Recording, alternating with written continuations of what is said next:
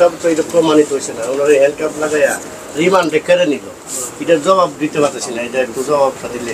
বাংলাদেশের ইতিহাসের এ যাবৎকালের অন্যতম আলোচিত একটি ঘটনা ময়না হত্যাকাণ্ড। 2025 সালে আমরা বাস করছি বিজ্ঞানের যুগে। মামলার তদন্তে কারচুপি না হলে কখনোই অপরাধীদের খুঁজে বের করতে 8 থেকে 9 দিন সময় লাগে না। প্রথমে জানা যাচ্ছিল এই অপরাধে জড়িত থাকতে পারে ইমাম আর মুয়াজ্জিন। পরে জানা গেল ময়নার মা পরকীয়ায় লিপ্ত। এমনকি ময়নার বাবা নিজ মুখে বলেছিলেন তার ভাই কিংবা স্ত্রী কেউই সন্দেহের বাইরে নন। কিন্তু এখন ময়নার বাবার যে ভাষ্য তাতে তার স্ত্রী সন্দেহের বাইরে। এলাকাবাসীর সাথে কথা বলে জানা গেছে মামলার সত্যতা উদ্ঘাটনে নিহতের নিজেদের মধ্যেই নাকি অবহেলা দেখা যাচ্ছে। কিন্তু এটা সত্য যে এলাকাবাসী মনে করছে এই ঘটনায় ময়নার মা জড়িত নন।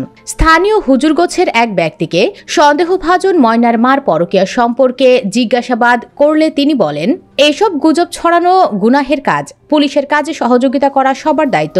যারা গুজব রটাচ্ছেন তারা অন্যায় করছেন, তাতে প্রকৃত অপরাধী আড়াল হয়ে যাবে। গুজব রটানোর অভিযোগে প্রকাশ্যে ক্ষমা চেয়ে তারপর আল্লাহর কাছে তওবা করুন। আল্লাহ ক্ষমা করার জন্য প্রতিশ্রুতিশীল। একই এলাকার আরেক ব্যক্তি বলেন, কষ্ট লাগে ইমাম আর মুয়াজ্জিনের জন্য।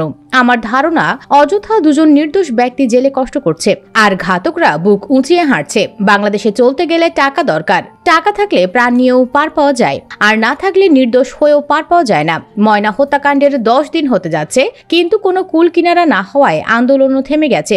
আসলে এসব আন্দোলন করে কোনো লাভ নেই, কারণ আমরা বাঙালি ট্রেন্ডে গা ভাসাই। আমরা আবরার, পারভেজ, ময়না সহ অনেক হত্যাকাণ্ড দেখলাম, সভা সমাবেশ দেখলাম, কিন্তু কোনো বিচার দেখলাম না। তাই সভা মিছিল না করে ডাইরেক্ট ঘাতককে তাদের ঠিকানায় পাঠিয়ে দেন। এমনি চুরি, চাঁদা, হত্যা সব কমে যাবে। রাজনৈতিক দলগুলোর খেলা হলো ব্যক্তি ধরা না পড়া পর্যন্ত তার সকল কিছু দল ভাগ নেবে, বাট ধরা পড়লে বহিষ্কারের অপরাজনীতি শুরু হবে। গত কয়েকদিনের কয়েকটি নৃশংসতম ঘটনায় শরীরের লোম দাঁড়িয়ে যায়। একজন মানুষ হিসেবে এইসব পৈশাচিক ঘটনায় উদ্বেগ প্রকাশ করছি। ঢাকায় সোহাগ নামের একজন ক্ষুদ্র ব্যবসায়ীকে চাঁদা না দেয় নৃশংসভাবে শেষ করা হয়েছে। চট্টগ্রামে স্ত্রীকে শেষ করার পর 11 টুকরা করেছে পাষণ্ড স্বামী। চাঁদপুরে মসজিদের একজন ইমামকে মসজিদের ভেতরে নারকীয় কায়দায় কুপিয়ে শেষ করা হয়েছে। ময়না নামের 9 বছর বয়সী একজন শিশুকে পাশবিকভাবে খতম করা হয়েছে।